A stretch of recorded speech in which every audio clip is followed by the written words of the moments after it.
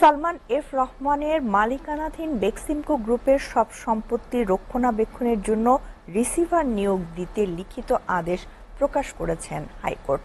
বাংলাদেশ ব্যাংককে এই নির্দেশ বাস্তবায়ন করতে বলা হয়েছে।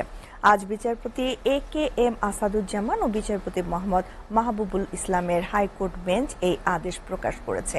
এর আগে গত 5 সেপ্টেম্বর বেক্সিমকো গ্রুপের সব সম্পত্তি ক্রোক করে সেগুলো দেখাশোনার জন্য রিসিভার বা তত্ত্বাবধায়ক নিয়োগের নির্দেশ কেন দেয়া হবে না জানতে চেয়ে রুল জারি করেছিলেন হাইকোর্ট।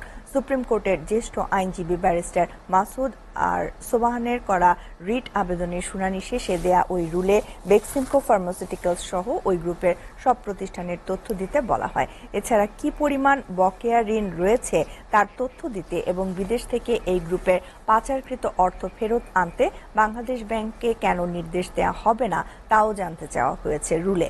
4 সপ্তাহের মধ্যে বাংলাদেশ ব্যাংকের গভর্নর, অর্থ সচিব, বেক্সিমকো ফার্মাসিউটিক্যালস লিমিটেডের প্রতিষ্ঠাতা সালমান এফ রহমানকে এই রুলের জবাব দিতে বলা হয়েছে।